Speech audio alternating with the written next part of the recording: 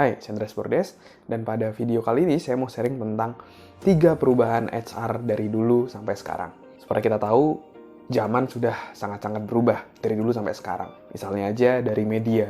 Dulu orang suka nonton TV gitu ya. Sekarang kita sudah masuk di era informasi, semua orang sudah punya gadget gitu ya. Jadi banyak orang yang mulai nonton YouTube. Mungkin Anda juga sering nonton Netflix dibandingkan nonton TV gitu. Mungkin TV Anda di rumah juga jarang ditonton kayak gitu. Lalu dari media, dari koran. Dulu orang baca berita gitu dari koran ya. Langganan koran sebulan gitu, tiap hari diantar di rumah. Koran, baca paper kayak gitu. Tapi sekarang udah berbeda. Sekarang udah di zamannya sosial media. Orang baca di sosial media, baca berita di sosial media, juga ada aplikasi-aplikasi media juga untuk mendapatkan berita di sana. Sekarang semua pakai gadget gitu. Dan itu pun juga sangat-sangat berubah gitu orang untuk bagaimana mereka bisa untuk mengkonsumsi berita atau mengkonsumsi media. Lalu juga misalnya dari radio. Dulu orang masih sering gitu ya denger radio gitu. Tapi sekarang udah mulai ada satu yang namanya podcast, di mana orang bisa memutar audio sesuai dengan apa yang dia inginkan gitu ya. Misalnya di Spotify Anda bisa dengarkan podcast-podcast orang bercerita, orang sharing tentang ilmunya, itu bisa sesuai dengan keinginan kita. Ketika kita ingin belajar bisnis, ada podcast tentang bisnis. Ketika kita mau yang misteri gitu, nggak perlu nunggu malam Jumat di radio menyetel cerita horor, tapi kita udah langsung bisa tonton aja gitu. Langsung kita dengar aja gitu dari sana, sesuai dengan apa yang kita inginkan.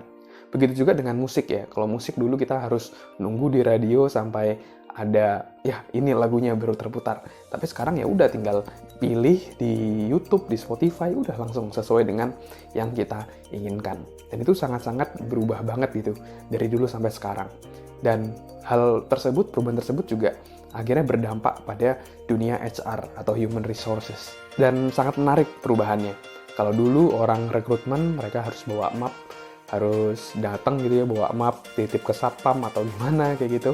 Sekarang paperless, sekarang nggak perlu pakai cetak-cetak kayak gitu. Kita bisa mengirimkan via soft file, atau misalnya via LinkedIn, via Jobstreet, via Glints, dan begitu banyak platform-platform untuk kita bisa apply pekerjaan di zaman sekarang.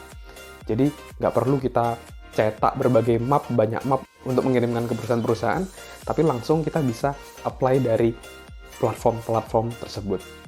Begitu juga dengan interviewnya. Interviewnya juga sering kali, apalagi di zaman sekarang lagi corona kayak gini, orang nggak perlu datang ke kantor.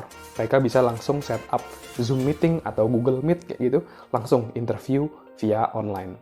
Oke, lalu perubahan yang kedua yang saya rasakan, mungkin juga dirasakan oleh teman-teman HR juga di sini, adalah perubahan dari satu yang namanya hal administratif. Kalau dulu harus dicatat di kertas, disimpan kertasnya di berbagai macam lemari gitu ya, disusun kayak gitu.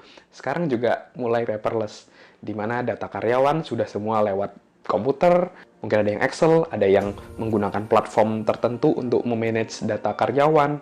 Seperti contoh misalnya di tempat saya bekerja saat ini, itu juga menggunakan salah satu aplikasi. Jadi untuk absen kedatangan, absen pulang, itu bisa menggunakan aplikasi tersebut. Dan juga ditambah segala macam data karyawan juga inputnya ya di aplikasi tersebut. Ketika ada perhitungan gaji, tunjangan, semua ada di sana.